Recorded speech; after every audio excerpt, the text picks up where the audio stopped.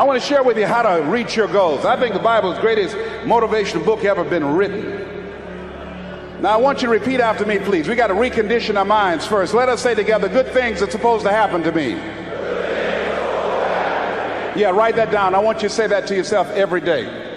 See, we live in a world where we believe that bad things are supposed to happen to us. I remember at a point in my life, Bishop, when things are going good for me, and I said, this is too good to be true. Something is bound to happen. Guess what? It did. Thou shalt decree a thing that shall be established unto you and shall accomplish that whereunto it has been sent. Watch your words. Watch what you say about yourself, about your affairs. Be conscious of that on a daily basis. Why? Because your words are powerful. In the beginning was the Word. Life and death is in the tongue. Watch what you say. Never say I'm broke. Say I'm overcoming a cash flow problem.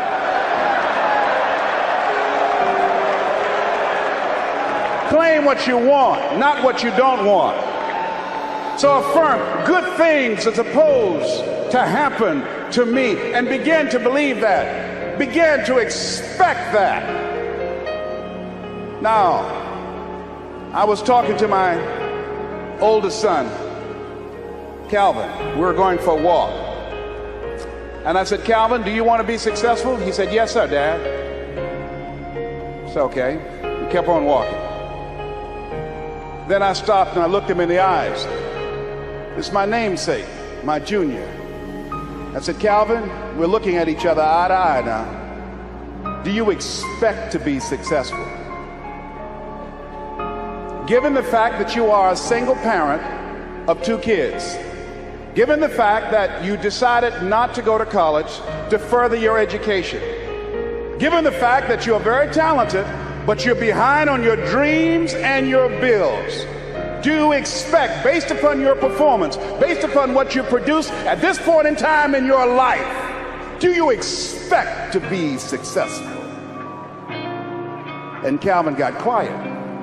Because see, if you ask most people at the Manpower Conference, do you want to be successful? Do you want to live a life of productivity? Do you want to live a life of contribution? Do you want to be a better father? Do you want to have your own business? Are there dreams you want? Everybody will say yes. But see, want shows up in conversation. Expectation shows up in behavior.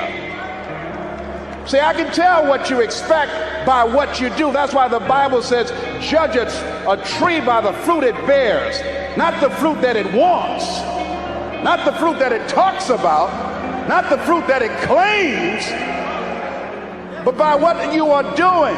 See, what you do when you leave here, when the music stops, when the shouting dies down, your behavior, how you conduct yourself, writing your goals down, deciding to enroll in school to get a GED, deciding to sit into class with children young enough to be your grandchildren, decide to find some product, some idea, some service that you can provide so that you can begin to create some value for yourself so you can create wealth.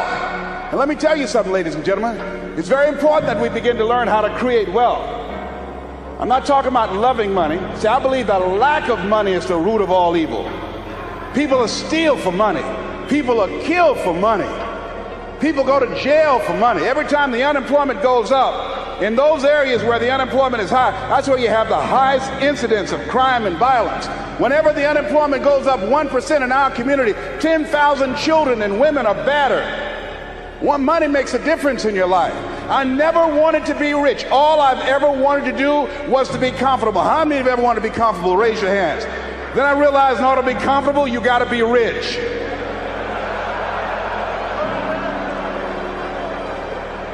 An old friend of mine, Zig Ziglar, said, people say money won't make you happy, but everybody want to find out for themselves. Rita Davenport said money ain't important, but it's right up there with oxygen. And let me tell you something, fellas, even if you're as homeless as I am, if you got some money, women will find something cute on you.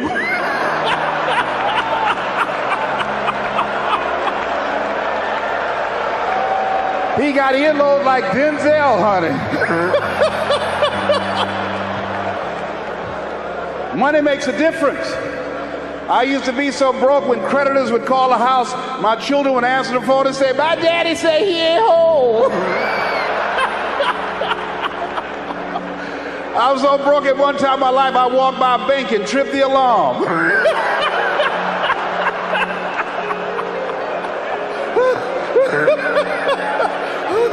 I tell you, poverty sucks. You hear me? Repeat after me, please. I'll never be broke again. Yes, write that down. I affirm that I'll never be broke again. Never. Never will I ever be broke again. Let me tell you what money does. Number one, it gives you control over your life. Write that down. Number two, it gives you options. Three, it allows you to live a life of contribution, to contribute to things that you feel strongly about. Now, I want to get busy on the first couple of subjects for today. Everybody that's okay, say I'm okay. Here's the first subject that I've found so interesting. I want to share it with you. Then I want to talk about personal development, the subject that I started listening to age 25 that revolutionized my whole life, from my mentor, Mr. Earl Schoaf.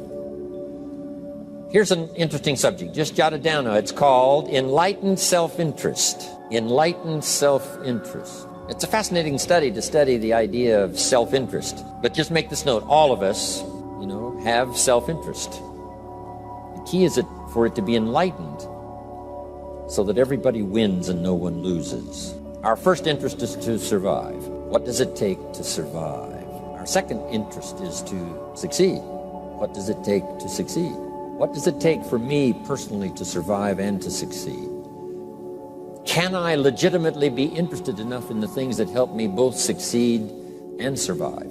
And here's what I discovered. The answer is yes. It's possible to exercise self-interest, but to do it in such a way that no one loses, everyone benefits. Key phrase, life was not designed to give us what we need. Life was designed to give us what we deserve. We do not reap a harvest in the fall because we need it. We reap a harvest in the fall because we deserve it. Not necessarily from a moral standpoint. Of course, there are some moral laws as well, spiritual and moral laws. But just the basic laws that simply say if you wish to reap, you must plant. So jot this down. Reaping is reserved for the planters. And the reason they reap is because they deserve it. They're the planters. They deserve to reap. Interesting Bible phrase that says, if you keep knocking, you'll find open doors. Good phrase to jot down. If you keep knocking, you'll find open doors. Doors of opportunity. Doors of a chance to meet someone. Doors open for association. Doors open to find someone special. Doors open to find a unique business colleague. If you keep knocking, the phrase says, doors of opportunity are open to those who continually knock. So we don't find open doors of opportunity because we need them. We find them because we deserve them. Only those who knock deserve to find an open door. But the promise is, if you continually knock, you'll find doors of opportunity. It says, if you search, you will find. So make the note, it's good. Finding is reserved for the searchers because they deserve it. Now, at first they may have needed it, but they now know that just needing it is not sufficient. But if they need it, now they must qualify for it. The reason why you're going to be blessed with good ideas this weekend is because you've come searching. You've gotten on an airplane to come searching. You got in your automobile to come searching. You got here searching. Now you're ready to receive. And for those who search, they will find answers. They will find plans, imagination to stir yourself into action for future benefit. So if you search to find a good idea, you must go looking. You're searching. You've got to go to church. You've got to go to class. You've got to go to the seminar. You've got to go to the library. You've got to go to the books if you wish to find. Rarely does a good idea interrupt you. Rarely. But if you will search, you will find. So we get not what we need, but we get what we deserve. It says if you ask, someone has an answer. If you keep asking, the answers belong to you, because by virtue of asking, you have qualified. So we don't get what we need, we get what we deserve. The mother on welfare should be taught in some small manner that hopefully she can begin deserving the welfare check. Not getting it because she needs it, but now starting to get it because she deserves it. If the welfare worker says to Mary, Mary, I brought a bucket of paint and a paintbrush, and the next time I come, if the door is painted and the fence here in front is painted, I give you the check for $450. Not that painting the door and painting the fence is worth $450. It's not worth that much, but it is the beginning of the process. So make that note. I want to begin the process of deserving.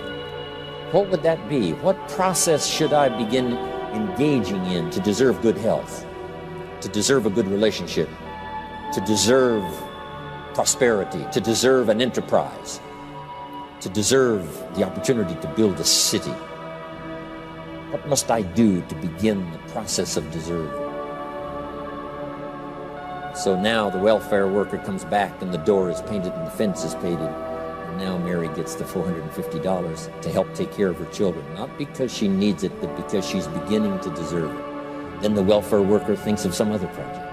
She said, Mary, if these weeds are gone and this little garden is cultivated, when I come back, now that the door is painted and the fence is painted, if the weeds are gone and this little garden is cultivated, you get the $450. And step by step, a new life is emerging, learning the process of deserving it, not just needing it.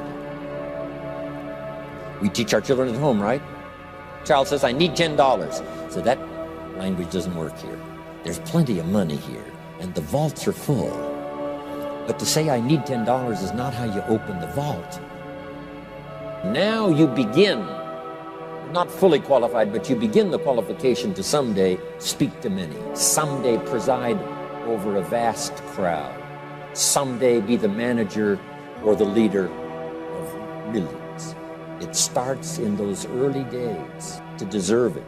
Okay.